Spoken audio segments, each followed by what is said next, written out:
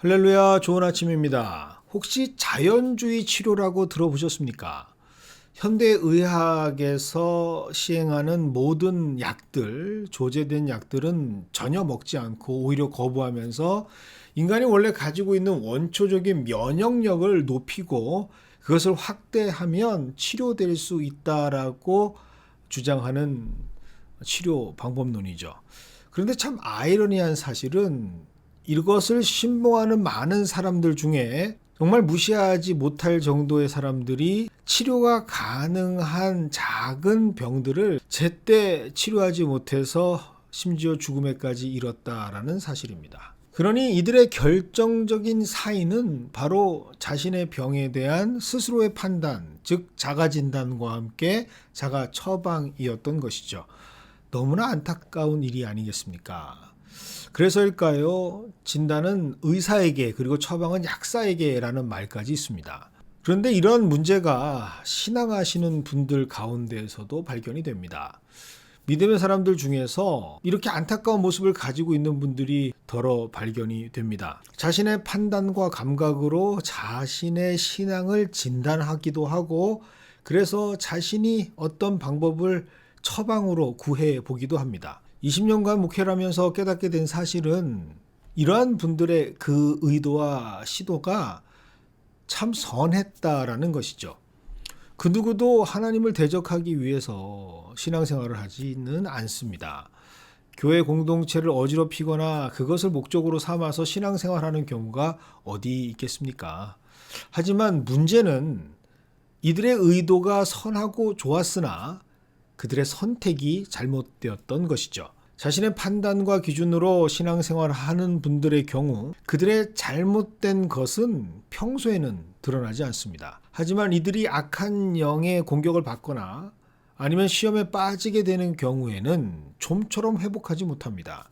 오히려 그 상태가 점점 악화되거나 심한 경우 아예 가지고 있었던 신앙 자체를 잃어버리는 경우가 있습니다. 너무나 안타까운 일이죠. 그래서 오늘 말씀이 더 중요하게 느껴집니다. 건강한 신앙생활을 할 수 있는 그 올바른 하나님의 진단과 처방의 말씀이기 때문이죠. 디모데후서 3장 16절과 17절의 말씀입니다. 모든 성경은 하나님의 감동으로 된 것으로 교훈과 책망과 바르게 함과 의로 교육하기에 유익하니 하나님의 사람으로 온전하게 하며 모든 선한 일을 행할 능력을 갖추게 하려 함이라. 하나님의 자녀들, 예수를 구주로 고백하는 신앙인들이 계속해서 끊임없이 성경을 읽고 연구하고 사모해야 하는 이유가 바로 여기에 있습니다. 하나님 말씀, 성경에는 우리가 온전한 하나님의 사람이 될 수 있는 교훈과 책망, 그리고 바르게 함과 의로 교육받을 수 있는 우리를 향하신 하나님 아버지의 마음, 목적이 기록되어 있기 때문이죠. 그리고 또한 이 말씀으로 교육되고 훈련된 성도들로 세워질 때만이 우리는 모든 선하신 하나님의 일, 즉 이 땅에서 하나님께서 맡겨주신 일들을 감당할 수 있는 능력이 생기게 됩니다. 이것이 바로 우리가 하루를 시작하면서 말씀으로 시작하는 이유죠. 신앙이 건강한 사람은 어떤 사람인가? 바로 시시때때로 주의 말씀에 나를 진단받고 그리고 주신 말씀으로 처방을 받아서 하나님의 말씀인 구약과 신약으로 든든히 건강을 지키는 사람들이 바로 건강한 신앙의 사람들입니다.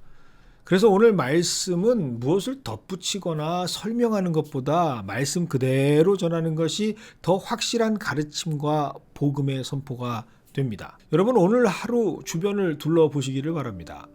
집에 걸려있는 말씀들이나 그리고 어딘가 쓰여져 있는 성경 구절들을 한번 찾아보시기 바랍니다. 아는 지인들이 나눔을 주시는 말씀도 좋고 늘 마음에 두고 있는 말씀도 좋습니다. 중요한 것은 그 말씀을 펴고 그 말씀을 통해서 나를 향하신 선하신 하나님의 뜻을 만나시기를 소망합니다.